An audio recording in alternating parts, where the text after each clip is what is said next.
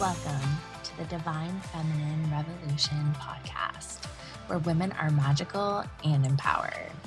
I'm your host, Dr. Megan Monday, psychologist turned transformational feminine business coach. This podcast is for you if you want to prioritize your own pleasure, face your fears, and manifest your desires. This podcast is sponsored by the Fearless Feminine Academy, where I teach women how to turn their trauma into their superpowers. My goal is to show women that we can heal our world by creating time and financial freedom by doing whatever the fuck we want. Are you ready for the divine feminine revolution? Let's get vulnerable and go deep. I'm so honored that you're here.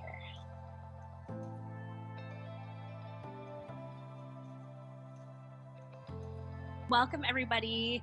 I'm Dr. Megan Monday. I'm interviewing Julie Palmer. Julie, I'll let you just do kind of a brag intro. Like, tell us a little bit about who you are, what you got going on. Well, thank you, Megan. I am so excited to be with you right now, and I appreciate you and to all the fearless women out there, and even to those who don't yet realize that you can be fearless.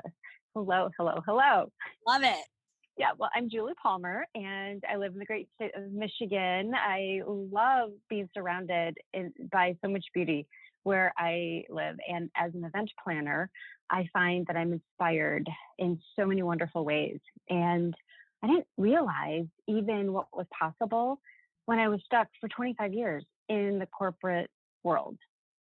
While I recognized I was growing through that time, I didn't realize until 4 years ago that I was so ready to be done with it. And so launching fully into my bliss and following the dream that I had back at age 19 to do what I love, I am now an event planner, an event producer, and every single day is so glorious, full of freedom. And I would love to see how we just have this conversation flow today. Oh my God, you said the buzzword there, which is freedom. Like for me, my background is like as a psychologist. So I spent like all of my 20s in, school and graduate school, and finally got to the point where I could like actually work instead of paying to work. Right. And I immediately started my own business, even though that was maybe a little bit of a reckless thing to do, but I just like craved that freedom. And I think particularly in the online sphere, there's a chance to even collapse that timeline even more and get even more freedom. So what I want to ask you a little bit about is like, what did you like, tell me the pain points of working in corporate and like what got you to the place where you were like ready to take the plunge? Like what were you afraid of about leaving? Well, initially, I know that I did what I thought I was supposed to do way back when, right? Go to a great college, get a great corporate job, and start making money. Mm-hmm. And while you navigate that, hopefully doing what you love, following a program, right, getting a job you love, that isn't always the case. And as I went through the journey of different corporations that I worked for, it wasn't until probably the last 10 years where in my own personal growth, my spiritual growth, my personal growth, I started to grow out of being the perfect little puppet in corporate America. And I became more and more frustrated in 2015, leading into 2016, where I didn't want to play the games anymore. I never wanted to throw anybody under the bus. I was in this culture where it was always like, look at me when something great's going on, but if it's not, then don't look at me. Look over there, look at that person. And it became so inauthentic. And I found the best way to describe it is that my light was glowing so brightly as I became fully more aligned with who I truly am and my soul's purpose, that people were like, put the blinders on, right? And I couldn't pass out sunglasses to everybody, right? So essentially, they were asking me to dim my light, and I couldn't do that anymore. And I knew that I was starting to really operate with different frequencies and sending different energy out to the universe. And oh boy, did she respond. It worked out beautifully. July of 2016, I was downsized, and it was absolutely perfect. Initially, yes, there was some fear, like, oh my gosh, how do I suddenly leave this six-figure job? Do I look for something else? Do I start? And I did. I started applying a few places. But as I sat with myself and talked with the people closest to me, I realized what was coming forth was this divine timing, essentially, that I could finally do what I wanted to do, that I could follow my bliss. And it was the first time I spoke out loud, I want to be an event planner now. And that felt amazing. And so there I stumbled, right? Not even knowing what to do, but just trusting that when it came from deep inside my soul, that it was right. That's so amazing because especially as a therapist, like I've seen this over and over again. Like if you're getting the sign, if the universe is calling to you and you're like, yeah, but it's like, it's uncomfortably comfortable over here. Like I got a steady paycheck. I worked so hard for this, like kind of that martyry, kind of self-sacrificing energy. A lot of times what happens, especially if you're attuning to those higher frequencies, like it just gets removed for you. And so we see this a lot with, like, for me, I'm big into like eclipses. And so eclipses create all kinds of chaos in people's lives because they're beginnings and endings. And so they will exit out people, places, situations that are no longer serving you. Like, boom, they're gone. And so it sounds like, I bet if we look back, I would guess it was probably right around an eclipse when that layoff happened. But like, yeah, so like a lot of times the fear, I mean, it sounds like you trusted yourself. So tell me a little bit about that fear versus trust dynamic. Absolutely. Well, Megan, I have 6 kids. And so taking care of my family is number one. Feminine leader just for that. 6 kids? That's incredible. And I also was the primary breadwinner for my family. Oh. And so my husband had gone back. He was home for a while when we adopted our youngest child. And it was perfect that I could take care of the family while he stayed home to really help our precious little girl become healthy again. And yet I knew that stepping away, right, and recognizing that it was perfect, I still knew that I had to figure out how to take care of my family and how to, right? But I also realized I was carrying the entire load and I wasn't asking for help. And even in talking to my husband. And so he was the one who said, okay, if we're going to do this, he was so 1,000% supporting me. And so it became my husband even exploring, well, what could he do to take on more of that burden? And it was time. It just worked out perfectly. Again, everything was so divinely timed so that we could do this. He found additional work so that it took the edge off. I got a severance package. And so I felt like there was a little bit of a buffer there that I could trust being in this unknown space suddenly where my heart was alive, but yet exactly how things were going to play out, because it took a few weeks before I really said, I am going to start my business. And so trusting that I was still in the right space, doing the right thing, but not even knowing how it all was going to work out, that was huge. I just want to honor your husband because, I talk a lot about, women's empowerment, like crushing the patriarchy. And, sometimes people get triggered by that and feel like it's like anti-man. And I think, it's so powerful when men are in their divine masculine, because the divine masculine really is about providing safety and support. And it always like irks me. I sometimes say this myself, but it irks me when it's like men are watching their kids and you call it like, oh, they're babysitting their kids. Like, no, they're not babysitting their parents. Oh, that's the biggest trigger for me. So I love that he stepped up to that and supported you. And I think that's a huge edge for women, is asking for help. And, certainly as a business owner, like you can't DIY everything. Like you're going to have to ask for help for sure. And that's by coaching and a support system, and really also just like not having that inner war within yourself of I can do it, I can't do it, I can do it, I can't do it, is so powerful. So tell me about, like, you claimed the event planner passion, then what happened? And then I just said, okay, what do I need to do? Right. And so the resourceful person that I am really kicked in, and I figured out exactly what I needed to do, the very, logistical stuff, the regulatory stuff. And that was the easy part though, honestly. And suddenly it was showing up and really saying, here is who I am right now, and sharing that widely. And I had just, again, so perfectly enrolled in a really incredible transformational training program about a month after I started my business. And so I got to really get honest with myself and understand things that were already holding me back, or things that I claimed I didn't know, or even the additional fears I had. I was able to really explore that in a safe environment with amazing people who I'm deeply connected with to this day. And so it was actually through that experience that I got my very first client.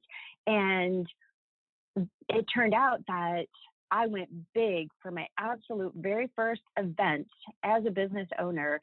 Who knew that I would be asked to curate a 100th anniversary celebration for an amazing Coney Island in the heart of Detroit? And again, without any evidence. And we'll come back to this, because I have seen now through the years that where I'm stepping into the complete unknown, but my soul is on fire, that is where all the magic happens.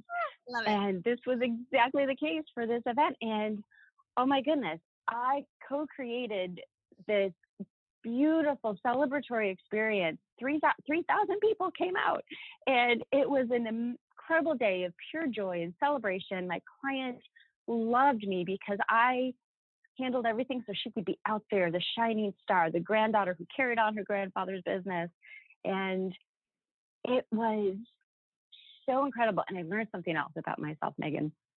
I also learned that when I'm in the middle of the execution of an event or an experience, I vibrate at a different frequency. There is something inside me that gets turned on, and I'm able to source endless energy for as long as I need to. And I had never, ever experienced that before. And talk about more proof, more evidence that I'm exactly where I need to be. I'm doing what I was put on this earth to do. It was that. I know exactly what you mean. And I would have that in a therapy session. Like if I was having like personally like a horrible day, there's something about sitting in front of someone and then all of a sudden you're just like in your higher self, that you're channeling this like wisdom that comes through. And I think that's how you know you're on your purpose. Now, I will say I've had blah, blah, blah. I've had some clients who've been event planners, and that is no joke, especially when you're talking about like thousands of people. I mean, that is like a tremendous responsibility, and there's like quite a lot of details that go into that. Like, did you have any like fears around taking on something so big? Or, I mean, it sounds like you just had an immense trust in yourself and in the universe. And I think that's what it was, is that I knew that I could do it. I just knew. And I've cracked myself up again and again over the years, because where I've done this multiple times, where I step into doing something, creating something that is so big, and I have no prior evidence or proof that I can do it, I still know. And it always is some of the greatest, probably the greatest results, I will say, between that first client event, a brand new festival that I created in my city, to just again and again. And it's in these big, huge moments where finally have trusted fully that is the fast lane for me in my life. Like, get over there and stay there, because that's where the juice is. So I'm a huge fan of like community building. Like I feel like, connection obviously is so healing. Like tell us about the festival you created in your community.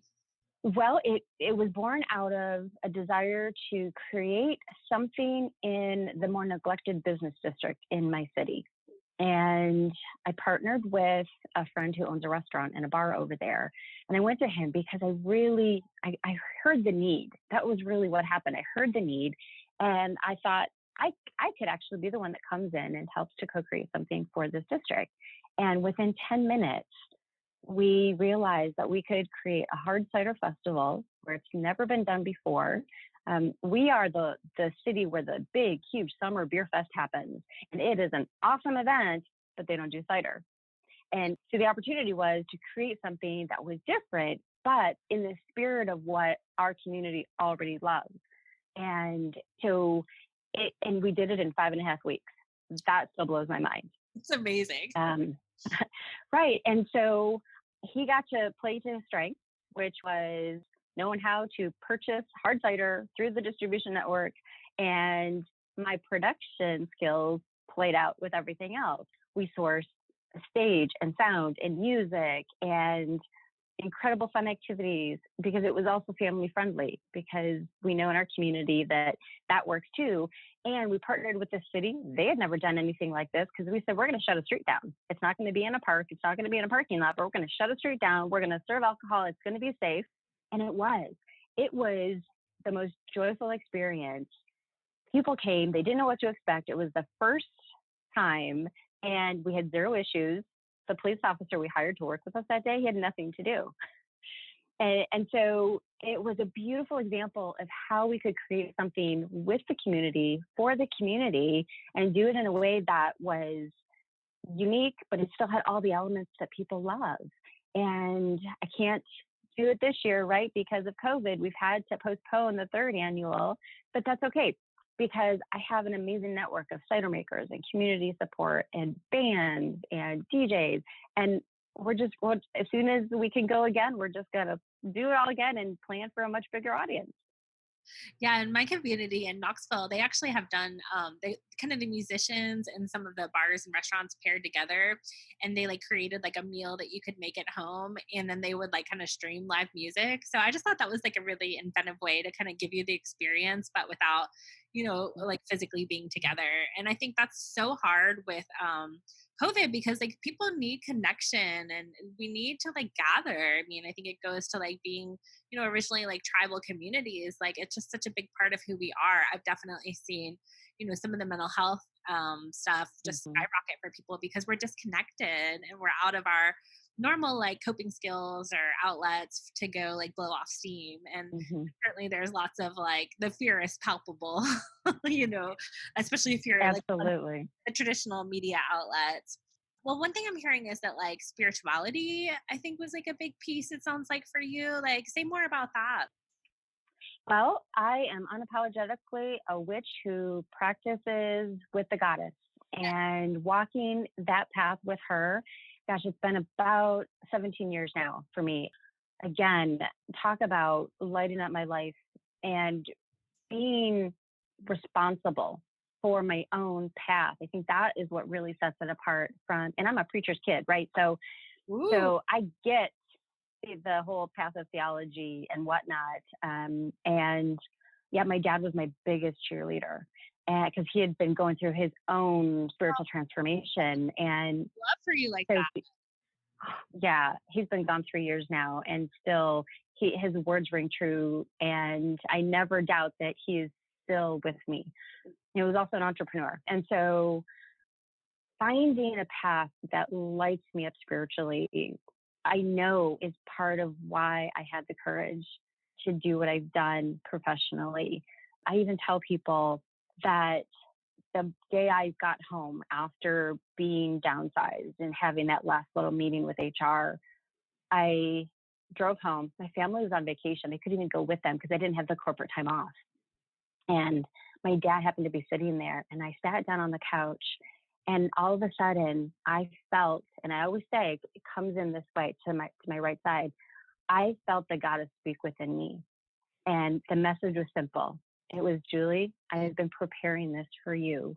All you needed to do was be patient and have faith. And I don't claim to be someone who channels anything. This was meant for me and me alone. And so thank you for creating a space in which I can share this. It's reaching hopefully many people who need to hear it, because I'm all about like a permission slip. And, I think Mm-hmm. I was channeling a lot before I like realized what that was, or like called it that, it was just like the intuitive guidance was there. Mm-hmm. And that's a lot what I work with people is like learning to trust their intuition and distinguishing that Mm-hmm. from the fears or the blame or the judgment or the past trauma or whatever. Another piece is I just like love that you're surrounded by divine masculine, like with your dad being a preacher, because I'm here like in the middle of the Bible Belt. And so therapy wise, I work with a lot of LGBTQ individuals and just even, like a lot of women. Like, I mean, there's just can be, religion can be like a beautiful thing. And it can also just be like very judgmental or shaming and create like a lot of Mm-hmm. that silences people. So I love that he was able to like rise above, the traditional like religional religious piece. to be there for you. And I mean, that just makes me like want to cry. I love that you're you know, my actual Facebook group is the Fearless Feminine Revolution, and when I changed the name, I asked everyone like, well, what does that mean to you? And it was pretty universally like being unapologetically you. And so I love that you Mhm. like claim that. Is there any like, like witchy or spiritual practices that have really like allowed you to create something so amazing with such ease? There are a few things. When I feel the need, I actually will create sacred space when I'm out setting up for a wedding, if I'm officiating a wedding, wherever I feel like I need to change the energy or really ground myself, I will do that silently and trust that doesn't matter who's looking. I'm doing this for me. It is absolutely okay. Also, very recently, with losing a lot of business this year, I have been doing a lot of work with Hecate, who is a guide at the crossroads. And I really have felt significantly right now that I am standing in the crossroads because I'm really, truly evaluating where I need to really focus even more in a new direction in my business and how I could still do some of the other stuff, but not be distracted by so much variety. I used to love, I don't want to choose to do one thing. I don't want to play a single niche, but I recently realized how that is actually holding me back.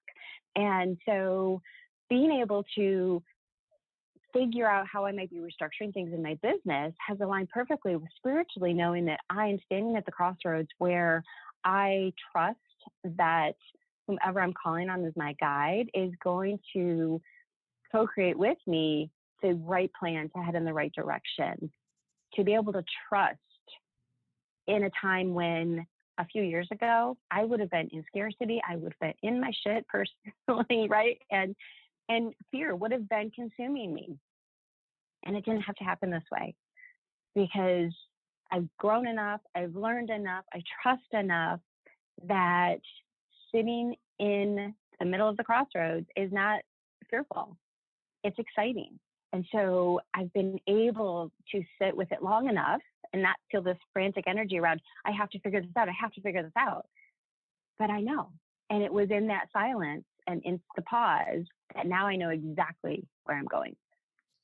That is so beautiful. And I feel like, Goddess is talking very directly to me, and I'm sure the audience is resonating with it as well. For me, I'm like at that crossroads as well. And I've seen in a lot of my colleagues and friends where they were at the precipice of, like, say, their coaching business taking off. And just like what happened to you, maybe a partner loses a job, maybe there's a divorce, like there's some kind of like activating incident that like makes them go all in. And so for me, like I've been doing both. And I think when you have to fully commit and you have to, in some ways, like the stakes are higher and that can bring up a lot of fear. But when you're like, okay, I got to just like figure this out, this is the path, it helps not have that like one foot in, one foot out kind of moment. And so Mm-hmm. I think just like trusting that, I've seen people like explode their businesses so quickly, like out of just fully committing. And I'm the Mm-hmm. same way. Like I have really loved novelty and just like excitement and freedom and doing everything, but there is so much power to just like streamlining the path to just like focusing on the one thing. Mm-hmm. So like so much insight in there to unpack. What would you say to the people who, like feel the call, they're not sure if they can swing it, like maybe they feel the call to, like do a coaching program, or like, they're getting the intuitive hit, the download, but they're wondering whether it's like whether to take the plunge or whether it's worth the investment. Like what would you say to all that? Maybe take the plunge. That's what I would say. Do it. Where the fear and anxiety is showing up, run, absolutely run in that direction. And I get it, right? Because we're not going to be ridiculous and irresponsible, but we can't use that as a crutch either, because it is possible to start doing what you love in the evenings and the weekends. If you still feel like you're not quite ready to leave that job, you can find the time. If it helps, take a good honest look at where you're spending your time, right? And stop watching the TV, right? Stop doing the things that you think are just, oh, I just get to do this because this is my spare time and I crave my spare time. Well, if you are really passionate about something, none of that matters anymore, and you will do whatever it takes. And the same thing with coaching. I really get now, and it's taken a few years to get to this point. I want a coach in my life. I want to be part of an accountability team who calls me on my BS and holds me high at the same time. And I want to have access to all the right tools, techniques, processes, whatever that is, because that's the triple magic right there. That's the triple goddess for me. It is all three of those, because I know that I move faster and I go higher when I have all three in my life. And there are amazing coaches out there and women who are ready to be with and sit with you through the fear, to ask you the questions that you can't even ask yourself. I highly recommend it, and figure out the plans that work and start, here. And then add, you don't have to go all in and say, oh my gosh, I'm signing up for a $100,000 coaching program. Yeah, that'd be a little reckless for some of us. For others, that's a hell yes, go do that, right? But I know enough now that I know that wherever anybody wants to start, there are so many beautiful souls waiting to work with you and to support you and to be with you. Yeah, I'm a big fan of just like asking for a sign. Especially if you're into human design, like there's definitely like wait to respond or some of those different profiles that really need to like wait for the sign or ask for the sign. I'm big into like, your spirit guides and angels and asking them like, what's the next piece for me, and it like you can like collapse time the more you ask for help, because a lot of people don't realize that the beings of light, whatever version of that you connect to, they can't just like meddle in our affairs. They want to help us and it's all like loving compassion, but you really do have to ask. You have to ask for the healing. You have to ask for the next opportunity. You have to ask for the support. So I think when you ask, it shows up. And if you need a sign, like Fearless Feminine Academy cart is open, like come check out my stuff. I'll put the link below. And of course we'll get to, do you have a particular offering? Well, that direction now I am so passionately going for now. I am curating retreats, particularly international retreats. And this is, again, just like the other things I've explained before, this is where I am so lit up inside. I already have the most amazing femme retreat in the south of France planned for as soon as they let us in their country. I'm already on to, okay, we're going to Spain after that, and then we're going to do a full goddess immersion retreat. Don't quite know where, but I am on fire with this right now. And whether it is for a coach who wants to curate an experience for their clients, and it could be just the women who say yes to what I'm doing, or who knows what, right? Whether it's within the US or international, I know that I am exactly where I need to be. My skills are exactly the right set for doing this, and my passion is fully afire. That's amazing. And, a lot of France is the home to like the original kind of like divine feminine, the mystery, like magical churches. And a lot of that was like kind of covered up and suppressed by, like the witch hunts and the, like what's now more mainstream religion. And so that's definitely like a big interest. One of my big pieces and why I created the Fearless Feminine Academy was that I really truly believe it's already in action, but that the divine feminine revolution is happening. And part of that, what is your, like, what do you think that is? Like, how do you see that going down? The first clarion call that I heard was the Dalai Lama saying that the Western woman is going to save the world. And that doesn't mean that we're not going to do it with the rest of our sisters around this world. It just means that we are going to fully step into our power and to know that we actually can change it. It is the shift that I noticed that happened probably 10 years ago, where we stopped competing and criticizing, and we started collaborating, connecting, and supporting one another. It is every sign that keeps showing up that where women are gathering to co-create, that's where magic is truly, truly happening. That is where it feels expansive. That is where healing happens. And we need it all. And so I couldn't be more excited to be alive right now. I really am so excited that I get to bear witness and contribute to what is happening. And I was there in Washington, D.C. for the very first Women's March. And it was my daughter's birthday. And I was there with my daughter, my mother, and my youngest little girl, too. To be a part of that, that was probably the biggest evidence of what is possible. Just watched the documentary on that like 2 nights ago, and it just like lit me up. And then, obviously Kamala Harris was announced. That's like obviously like so amazing. Even just locally, I went to vote with my daughter.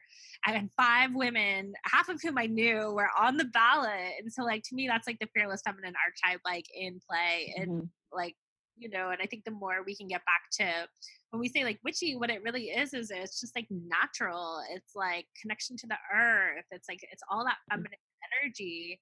It's not something that's like occult or bad or anything like that. It's just like it's the old way, and I think that is so important to connect with, to bring back the natural ability to heal, because we can all heal ourselves, and we sometimes get so with like wanting to save the world that we forget that like the more we heal ourselves, like first of all, it's the only thing we can really control.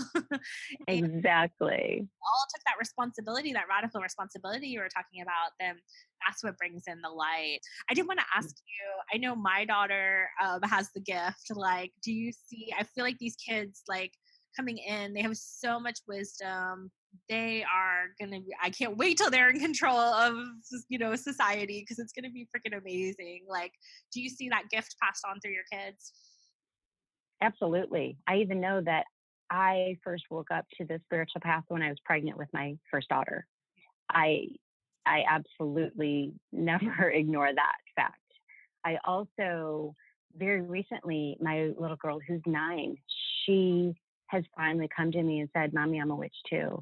And so we've given our kids permission to follow whatever path they want, or no path at all. But I will have them sit with me during our Yule celebration, because we still do that as a family. But the rest of it, no. Most of my ritual work is by myself or with my husband. And now, though, my little girl was starting to say, "I want to be a part of it."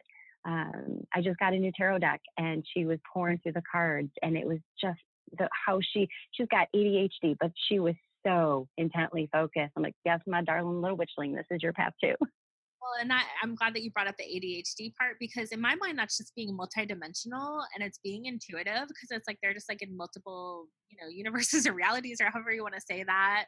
And so I think the more that we medicate that, or the more that we just create school systems, or I mean, I think that's a big part of COVID, is that school is being rethought. The more we look at that as a problem versus like a gift, I think it really shames and limits like the tremendous, I think similar with autism as well, like these are multidimensional experiences that we're having here.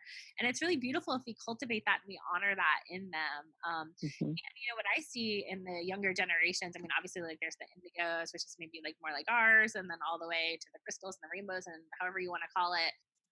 Younger people, like inclusion is the norm, and they cannot stand to be in a broken system, and they will shut down if it's broken.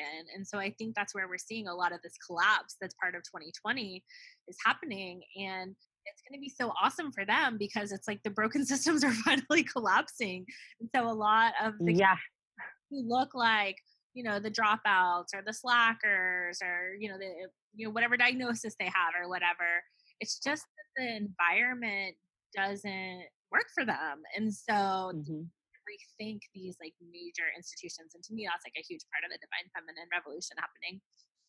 Absolutely. And even within the microcosm of my family, my children are very fluid with their sexual identity and very passionate in a way that is so powerful, that stands for inclusion and for justice everywhere. And I am blown away by what they stand for, and how they identify and say, and it's going to change next week, and that's okay.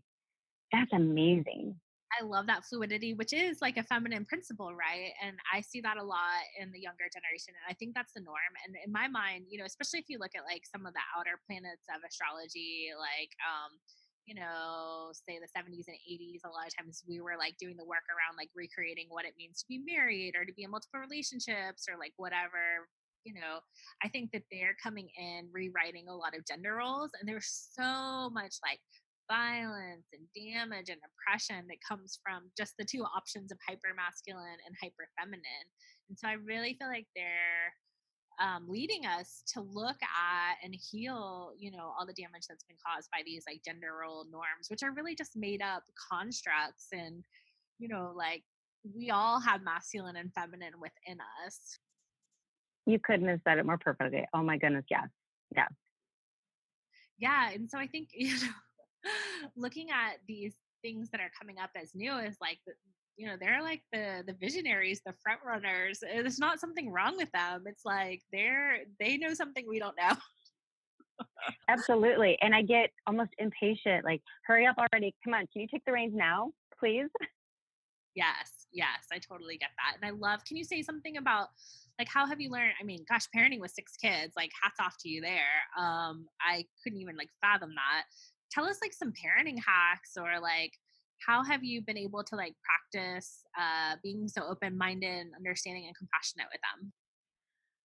Well, I think it starts with how I was raised. And it came from that, where my parents demonstrated compassion and love and service and taking in people when they had nowhere else to go. Similarly, I think my husband, through a different path, but arrived at the same place. And so we early on started to say, love is the answer to every question. Beyond just saying we wanted to have 4 children and raise them to be curious and powerful and change makers, to love fully and not judge, we've also brought in 2 kids through the foster system and have had to navigate those waters to knit a family together that wasn't necessarily all born under the same roof. And when you consciously choose to put love first, it doesn't mean that we don't mess up. It doesn't mean that I've gotten in screaming matches with my kids, right? But at the end of the day, I have been able to say I'm sorry to them, right? And it's okay for them to come and say to me, hey, Mom, I think you really messed this up. And instead of getting defensive, I can sit with it and say, yeah, you know what? Yes. And so that kind of mutual respect that says you have a voice, I think that is probably the biggest thing. And there were times where one of my kids, oh my gosh, his voice was coming on so strong and it was tagging me so much, but yet we've gotten through it now. And he is the most loving, compassionate, giving soul. I'm astounded, truly, that it took all of that to get through the really rough teenage years. And now he is walking with such grace and beauty. And I don't even know how it happens sometimes. So thank you for honoring me, and they get the credit too.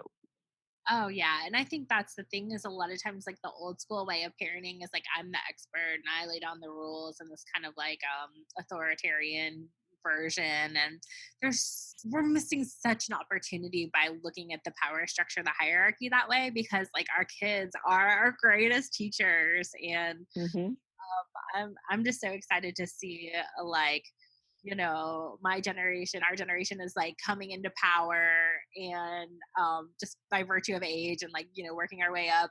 And it's happening like at this like amazing moment in time. As you said, it's a great time to be alive. And, I think a lot of people have talked about 2020, like the clear vision piece. And I think it's really scary for a lot of people because they feel like, the world's going to hell in a handbasket kind of thing and everything's collapsing and it's like so uncertain, scary. But I think like you can't necessarily fix something that's like irreparably broken. And so some of these things just have to like kind of crash and burn to be able to like start anew. So I'm just curious, like, what's your vision, for like a kind of utopian society or like anything specific that comes to you around like what we're creating as a collective now? Yes, and it starts with owning my white privilege and knowing that I operate and I benefit so much in a system built on white supremacy. I can't say it any more clearly, Megan. And this is a message to all of our white sisters. It's time for us to do the work, because carrying some hero energy that doesn't involve sitting at the table with all of our sisters across every possible expression of who they are, our needs are not the only needs. And so that's what we get to do. And it's hard and it's uncomfortable, but guess what? It's in the greatest discomfort that we grow the most. And when we are able to recognize how we exist in privilege and learn to operate in a different way and co-create with everyone and create systems that benefit everyone, and we do tear down the ones that were built to oppress and separate, that is exactly the kind of work that I want to be up to. That is exactly what I believe is the work of me as a woman alive right now in this country. And I'm willing to be wrong. I'm willing to own, oh my gosh, I've made that up for so long, and that is not okay. And it's having those conversations and doing the work. And there are some great resources out there. And that's my invitation to everyone. I love that so much. And we will definitely be doing some Fearless Feminine podcasts with leaders of the anti-racist movement. And that is like, such, I think, a huge awakening, because it has been such a shadow, especially a lot of the spiritual community has not been as willing to do that work as you would like hope that we would be. And a lot of people have blinders around just wanting to be like high vibe or like colorblind, and these things that I don't think they're maybe, hopefully not like intentionally creating harm, but it doesn't matter because the impact is still harmful. And so I think as I've spoken out about some of these things, there has been some criticism around like, why are you as a white person talking about this? And I think we all have a part to play in it. Like, obviously, if you're going to do anti-racism work, you want to get that from, a leader, from an expert, from a person of color, from a Black person. And like, the white people have the privilege, we have the safety to be able to do this work. We benefited from the system. Like, it's up to us to, as a majority, to really like own our part in it and do the repair work and the reparation, and like look at the legacy of all of this like violence and death and abuse that has gone on for like way too long. So I couldn't agree more with you there. I do have like a social justice committee within my Fearless Feminine Revolution group, a free Facebook group. And so we're keeping the conversation going. It's a diverse and inclusive group. Anybody can be a part of it. We're going to do some fundraising. We're going to do some like resources. And I will tell you the best coaching dollars I've ever spent have been on anti-racism work. It's so important. So just to echo what you said there, I love that you brought that in for sure. So tell us, like, how do we find you? How can we work with you? Like, give us a little plug on how to connect with you further.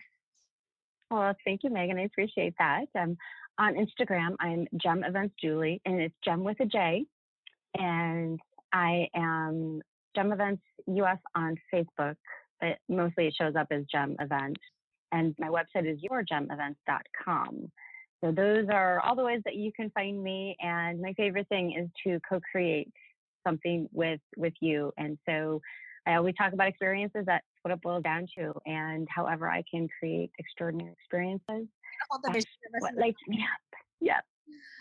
Well, I'm so excited to connect with you. And I do feel like it's a really exciting time because of technology, we all have like a platform. And so I remember going to one of my first psychic kind of healing sessions, and my mentor said to me, Sarah Griscom at Gypsy Hands, she said, like, I see you writing this like best-selling book. And I was like, oh, like that feels like a lot of pressure. Like, but I would like research it. And at the time you had to get like a literary agent. You had to like write a book proposal. You had to like get approval, and that like kind of approval wound like kept me from doing any of it.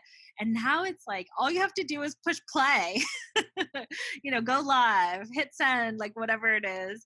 And you can have your own platform. Your voice can be heard, and it's our collective voices that will change the world. And you just said that about the march, like it's so true. And like the more we celebrate our light and brag and like claim our desires, it gives everyone around us like permission to do the same thing. And that's when the real magic happens, right? Oh, absolutely. Any final thoughts or words, anything you want to say just to wrap us up? Where there is fear, there is the greatest opportunity. That's what I want to say. Absolutely. Run towards it. Thank you, Megan. I love connecting with you, and thank you so much for your time. And I'm going to keep that in mind as my own fear comes up. That's the point to go to. So I so appreciate that. I've gotten so much from this, and I really imagine that everybody listening as well has too. So I will definitely be in touch with you and we'll keep going for it. Thank you so much. Thank you. I look forward to it. See you next time. Bye. Thanks for listening to the Divine Feminine Revolution podcast. Make sure to subscribe and leave a 5-star review. Want to keep the conversation flowing? Find us on Facebook at the Divine Feminine Revolution Facebook group, where revolutionary women gather to listen to their hearts, monetize their gifts, and change the world.